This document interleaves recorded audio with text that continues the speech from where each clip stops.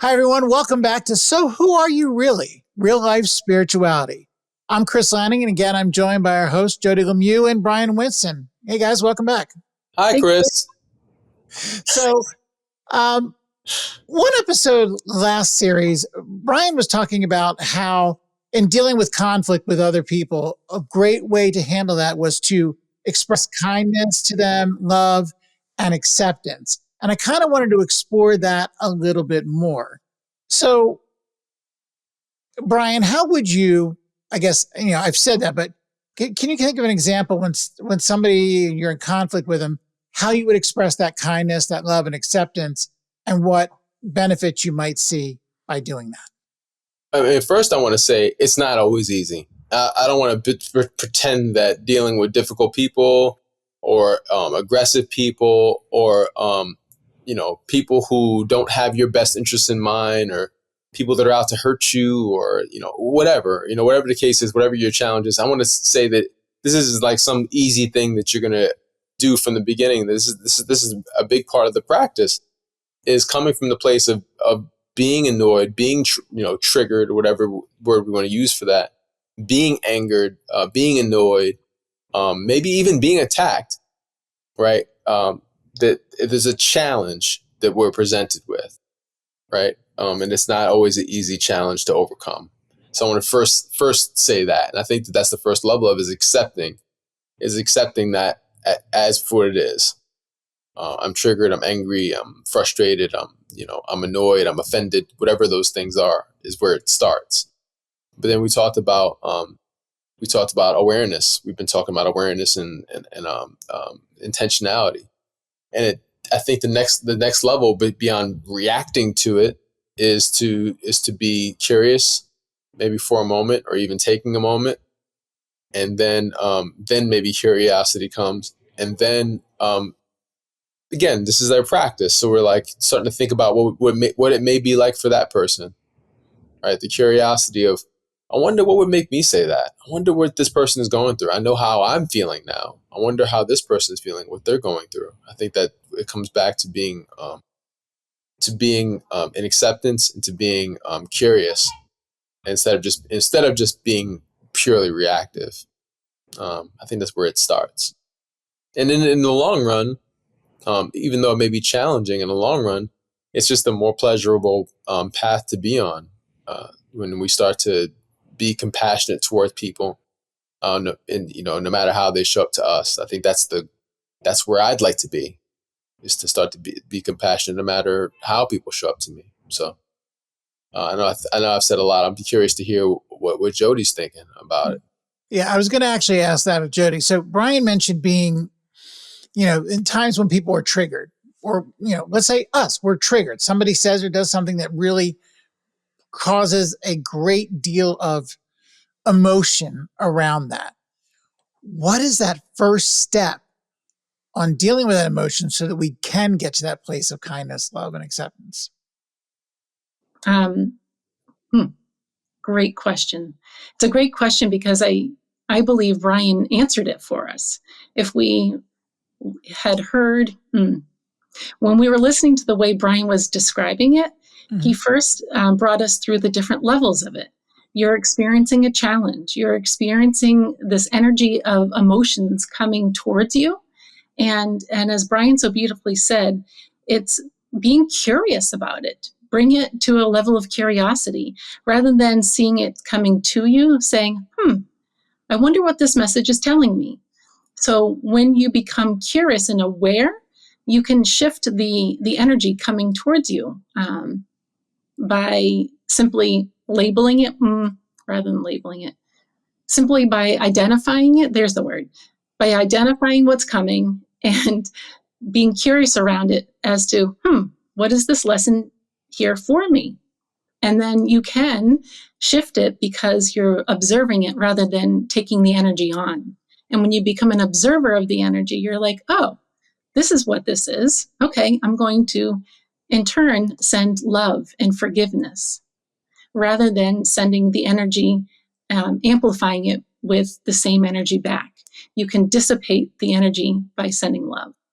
Jody, you just helped me. Yes.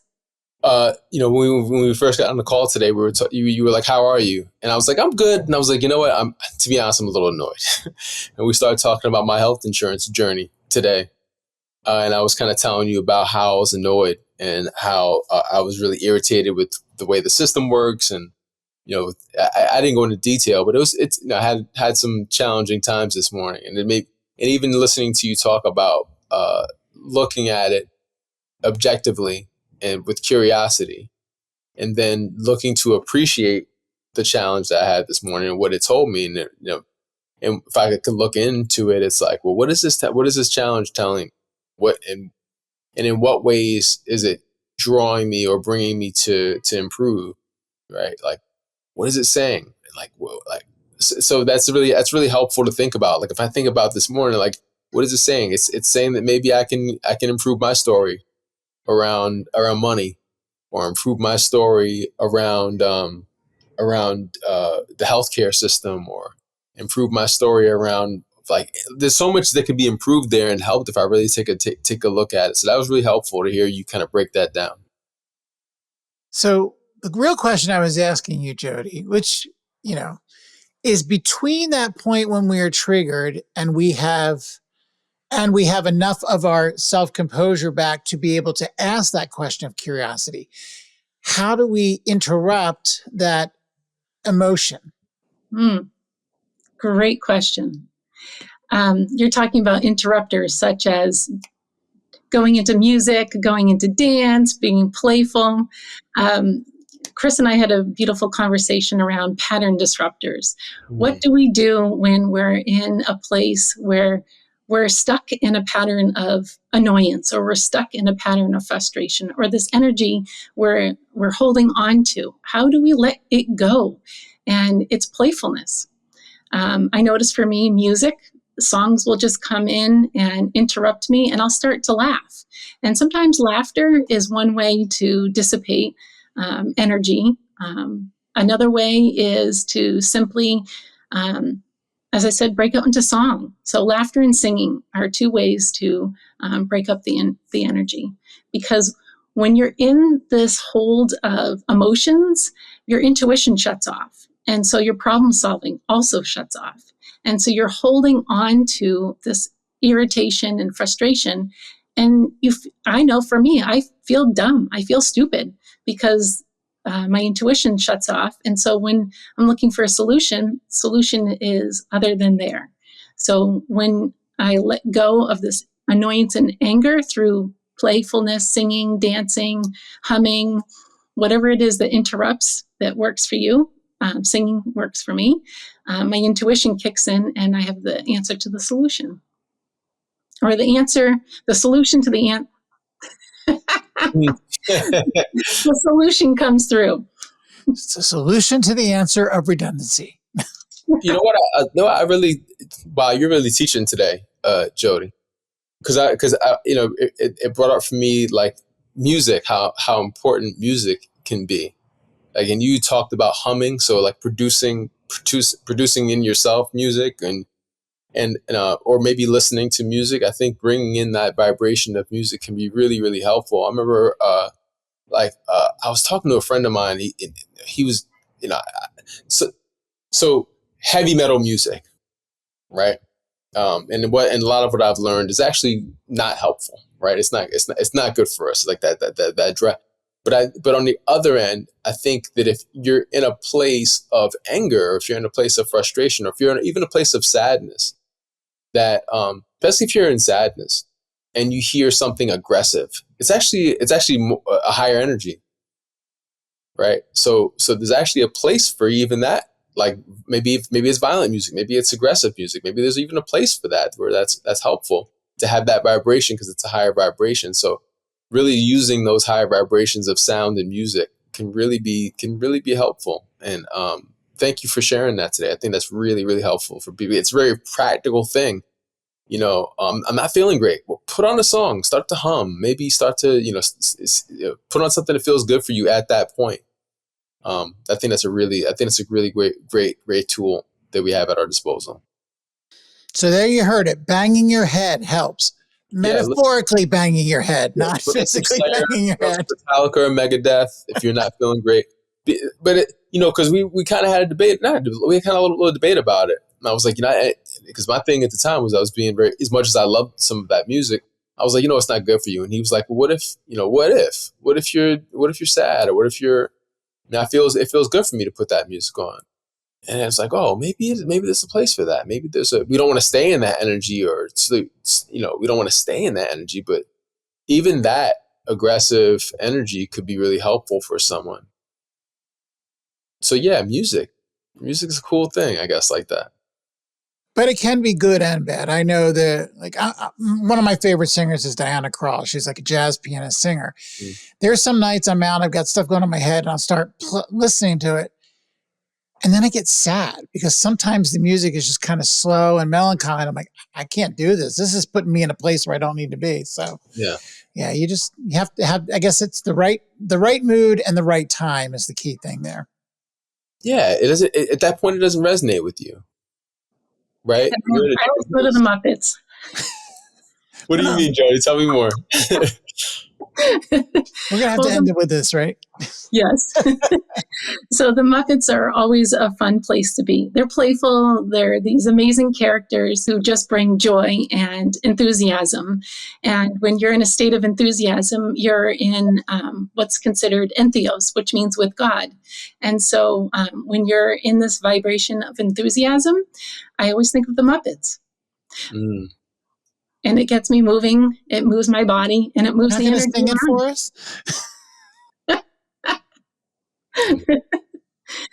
Manamana. Manamana. Manamana.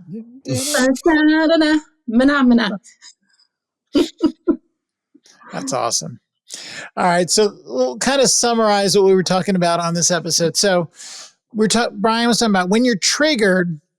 Well, when we're triggered, first thing we need to do potentially is do one of these pattern interrupts to get that energy around us so that we can get our brain clicked back in and use our problem-solving skills. Among those skills was the questions that Bryan said, ask and be curious about why that person said or did that to you, or why this event is happening, not to you, for you, is happening. But getting curious about that and then using that to reframe it. And when you're dealing with other individuals, then open that up to being accepting of them and loving of them. And so when you respond, your response is not echoing back that energy that you were getting from being triggered. Did I do a good job summarizing that there? I think so. Good. Yes. And that's very practical advice and one I need to start taking. So thank you guys. This was great and useful. But then Jody with the sound, that's the thing that got me. Because it's such a practical, I'm sorry to cut you off, Chris, but I didn't want to, when she started to talk about how we can start to use sound, I thought that was really, really helpful. Thank you for that, Jody. You're welcome. It was okay that you cut me off. I mean, I was triggered, but then I just was singing Phenomena on my head. Asked why you did that. Now I know, right. So we're good. No. There you go. Guys, thank you so much. For the rest of you, those of you listening, let us know if there is certain types of music or certain things that you do, like Jody said, to interrupt that pattern, to just let it out, get some of that energy out so that you can get back to thinking logically. And then also, let us know what you do in terms of what Bryan said about being curious and how that works for you, and maybe some techniques that we could all benefit from when faced with situations like that. All right. So, you'll see the information in the show notes. Let us know. We'd love to hear from you. Thanks again, Bryan, Jody. Another amazing discussion and mini concert too. So thank you, Chris. Thank you, Jody. Thanks, Bryan.